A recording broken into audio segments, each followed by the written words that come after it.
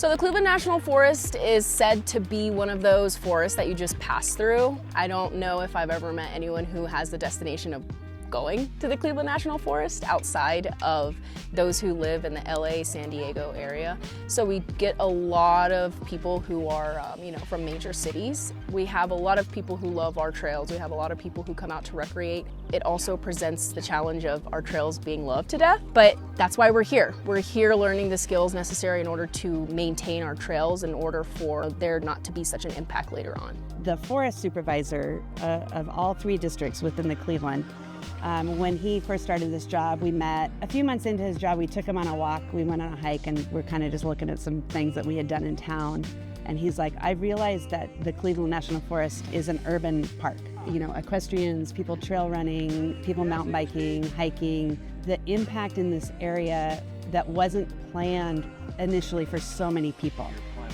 I was really lucky to have such a close working, fast-forming relationship with the San Diego Mountain Bike Association, worked very closely with Susie, and she had brought it to my attention that there is this opportunity through Region 5 Forest Service and with IMBA Trail Solutions to bring these opportunities to different national forests in Region 5. I am just really glad that IMBA and the Region 5 have this agreement and are able to get out to do these workshops. We've been looking forward to bringing it here for a long time so that we could help educate some of the Forest Service staff of the Cleveland National Forest, but then also invite in some of our lead trail volunteers to elevate their skills.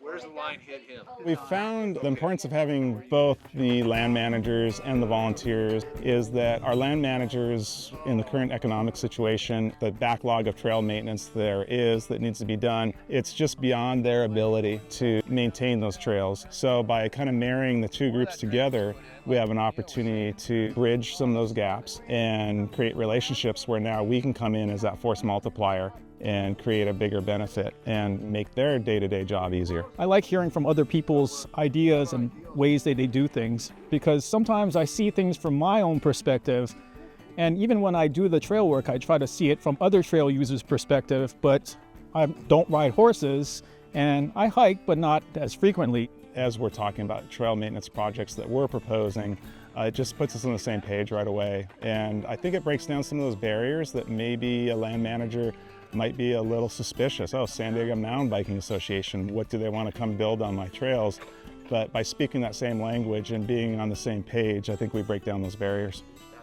The amount of work we did in the classroom and all the notes from that are going to be incredibly valuable, especially with the reversing grades and like how to edit these trails basically to fit our needs. I'm able to now be able to talk about the hydrology, talk about the biology, talk about the archaeology, and the entire experience, the conservation that goes into it, so that when I bring this up the chain, I'm not just talking about a hole in the trail. I'm talking about something far greater so that we can get the emphasis we need in order to get these trails fixed to allow our users to have a greater experience. Here today, just in the last couple of hours, I've learned a tremendous amount of what was taught in the classroom environment yesterday and actually putting it to use in the field.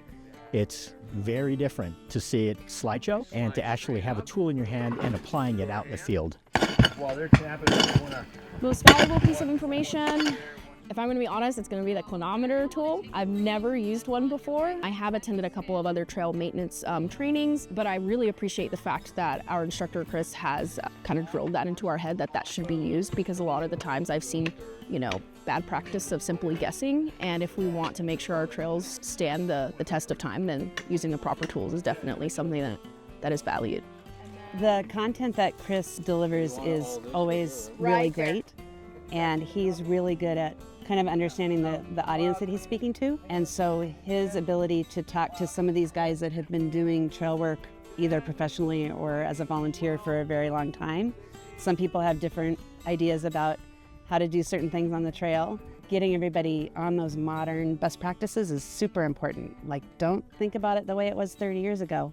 Ideally, I would like all of our trails to be sustainable so that we're not devoting as much consistent maintenance every month, every 6 months to these trails. I'd like our trails to be consistent too. If the city and the county and other agencies can have similar trail systems and that connect and that are built similarly, so we all have the same kind of idea, that would be ideal for us. I have a renewed appreciation for staff, volunteers, members of the public that help us, because really a lot of our capacity is coming from these individuals who have a sense of ownership and a sense of pride in these trails because they recreate and they use them often. They want others to have the same opportunities and experiences they're having.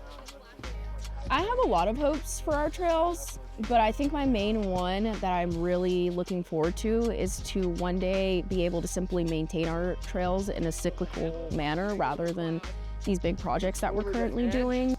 Of the wide side. With the techniques that I'm learning in this class and with my colleagues being present as well, I feel like this is something that will definitely benefit our district and other districts. But most importantly, what I want professionally and personally is that the trail I build today, my grandkids are going to be able to use that trail, and it didn't need any work on it because I did my job.